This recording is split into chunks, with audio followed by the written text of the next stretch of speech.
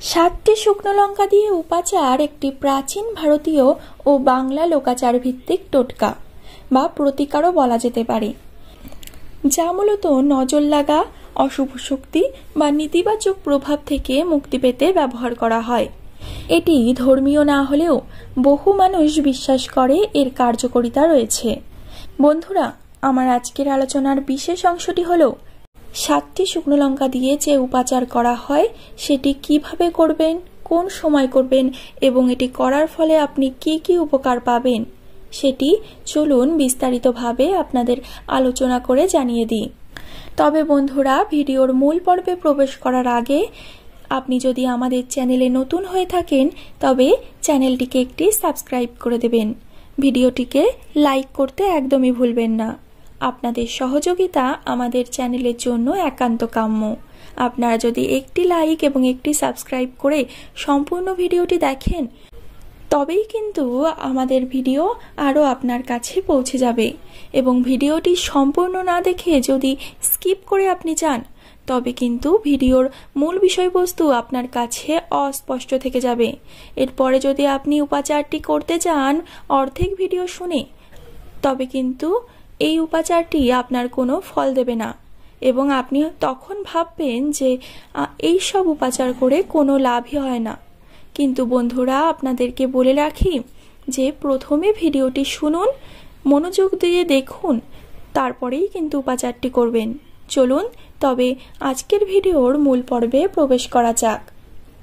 উপাচার মানে হলো শুদ্ধিকরণ বা নজর কাটানো। বাংলার গ্রামাঞ্চলে বা ভারতীয় লোকাচারে বিশ্বাস করা হয় অশুভ দৃষ্টি বা নজর লাগা মানুষকে শারীরিক বা মানসিকভাবে ক্ষতিগ্রস্ত করতে পারে।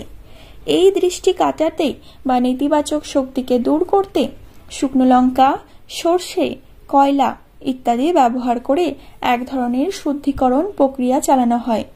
এটি হলো উপাচার। 7টি শুকনো লঙ্কা দিয়ে যে উপাচার করা হয় তা মূলত শিশু বা বড়দের উপর নজর লাগা, হঠাৎ অসুস্থতা, ব্যবসায় লস, মানসিক অস্থিরতা, ঘুমের সমস্যা বা কারো উপর অশুভ শক্তির প্রভাব পড়েছে বলে সন্দেহ হলে তবেই এগুলি আপনি করতে পারেন।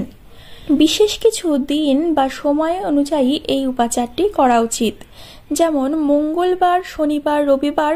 বিশেষ করে শনিবার শনিদেবের প্রভাব কাটাতে এই উপাচারটি করতে পারেন।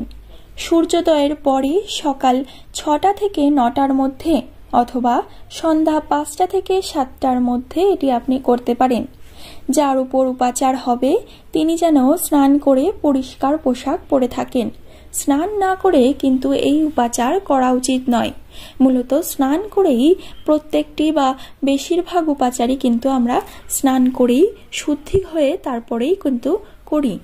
এই উপাচারটি করার জন্য যে উপকরণগুলি আপনার লাগবে সেটি হলো 7টি শুকনো লঙ্কা, 1 চিমটে কালো সর্ষে, সামান্য পাথর লবণ বা আপনি এমনি লবণও নিতে পারেন, কিন্তু যদি আপনি পাথর লবণ বা হিমালয়ান সল্ট নেন তাহলে কিন্তু এর উপকারিতা বা কার্যকারিতা বেশি পাওয়া যায়।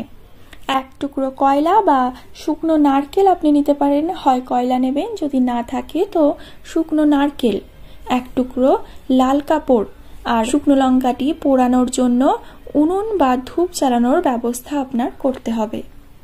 এবার বন্ধুরা আপনারা মনোযোগ দিয়ে শুনুন, কারণ এবার আমি আলোচনা করব যে উপাচার করার পদ্ধতিগুলি কি কি। আমি আপনাদেরকে ধাপে ধাপে উপাচার করার পদ্ধতিগুলি আলোচনা করে জানিয়ে দেব। উপকরণগুলি একটি থালায় রেখে দেবেন। যার উপরে উপাচার হবে তাকে সামনে বসিয়ে বা সে যদি দাঁড়িয়েও থাকে তবেও অসুবিধা নেই, তাকে এমনভাবে বসাবেন বা দাঁড় করাবেন যেন তার মুখ দেখা না যায়। দরকার হলে তার মুখ কাপড়ে ঢেকে দেবেন। এরপর একটি একটি করে শুকনো লঙ্কা, সর্ষে, লবণ, কয়লা এই উপকরণগুলি হাতে নিয়ে সেই ব্যক্তির মাথা থেকে পা পর্যন্ত ঘোরাতে থাকবেন। এইভাবে উপকরণসমূহ বাম দিক থেকে ডান দিকে ঘুরিয়ে নিতে হবে, মোট 7 বার। প্রতিবার ঘোরানোর সময় মনে মনে হালকা গলায় বলবেন, যা অশুভ আছে তা দূর হোক, শান্তি আসুক। হিন্দু মতে ওম ক্লিং নৃসিংহায় নমঃ এই মন্ত্রটি জপ করবেন। ক্রিয়াটি হয়ে যাওয়ার পর সব উপকরণ একসঙ্গে বাইরে নিয়ে যদি বাড়ির পশ্চিম দিক হয় তবে সেটি খুবই ভালো হয়। যদি পশ্চিম দিকে কোনো জায়গা না থাকে তবে কিন্তু আপনি অন্য দিকে বা বাড়ির একদম বাইরে গিয়েই করতে পারেন। সব উপকরণগুলি একসঙ্গে নিয়ে আগুনে পোড়াতে হবে। পুড়লে গন্ধ হবে এবং মাঝে মাঝে লঙ্কা ফেটে আওয়াজ হতে পারে। এটা কিন্তু মনে রাখবেন যে এই রকমটি হলে বুঝে নেবেন নজর ভেঙেছে। পুরানোর পর স্থানটিতে জল ছিটিয়ে শুদ্ধ করে নেবেন। যার উপর উপাচার করা হয়েছে তিনি যেন একা থাকেন বা কিছুক্ষণের জন্য বিশ্রাম নেন সেই ব্যবস্থা করে দেবেন। উপাচারটি করার পর কারো সঙ্গে ঝগড়া বিবাদ না করে শান্তভাবে দিনটি কাটাবেন। ঈর্ষাপূর্ণ উদ্দেশ্যে এই পদ্ধতি ব্যবহার করা উচিত নয়। একে কখনোই কালো জাদু হিসেবে গ্রহণ করা যাবে না। কোন লক্ষণগুলি দেখলে বুঝতে পারবেন যে উপাচার করার ফলাফল সঠিক হয়েছে? পোড়ানোর সময় লঙ্কা ফেটে আওয়াজ হলে নজর ভেঙেছে বা শক্তি বেরিয়ে গেছে এটি বুঝতে হবে। ধোঁয়া সরাসরি উপরের দিকে না গিয়ে ঘুরে গেলে নেতিবাচক শক্তি প্রবল সেটি বুঝতে হবে। উপাচার শেষে ব্যক্তি যদি হালকা অনুভব করে তাহলে বুঝবেন টোটকা কাজ করেছে। উপাচার করার সময় মন থেকে বিশ্বাস রাখা গুরুত্বপূর্ণ। কারণ আপনি যদি ভাবতে থাকেন যে আমি শুধুমাত্র করার দরকার তাই করে দিচ্ছি, হলে হবে না হলে না হবে, এমনটা বিশ্বাস রাখলে কিন্তু কোনো উপাচারই আপনার ক্ষেত্রে কাজ দেবে না।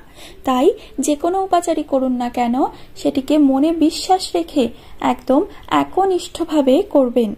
আগুন নিরাপদ স্থানে পোড়ানো উচিত। কারণ বাড়িতে ছোট শিশু থাকলে সাবধানতা অবলম্বন করবেন। সপ্তাহে একবার বা 15 দিনে একবার এই উপাচার করলে নেগেটিভ এনার্জি থেকে মুক্ত থাকা যায়। আশা করি বন্ধুরা ভিডিওটি আপনাদের কাছে স্পষ্ট হয়েছে। যদি ভিডিওর কোনো অংশ বুঝতে আপনাদের অসুবিধা হয় তবে নিচের কমেন্ট সেকশনে কমেন্ট করে জানাতে ভুলবেন না। তথ্যগুলি আপনাদের কেমন লাগলো সেটিও জানাতে ভুলবেন না। নিচের কমেন্ট সেকশনে আপনাদের শুভ নামটি লিখে জানিয়ে দিন। পরবর্তীকালে এমনই নতুন নতুন ভিডিও পাওয়ার জন্য চ্যানেলটিকে সাবস্ক্রাইব করে দেবেন এবং ভিডিওটিকে একটি লাইক করে দেবেন। পরবর্তীকালে আরও নতুন তথ্য সমৃদ্ধ ভিডিও নিয়ে আপনাদের সামনে হাজির হব। ততক্ষণ পর্যন্ত ভালো থাকুন, সুস্থ থাকুন, সকলকে ভালো রাখুন। নমস্কার।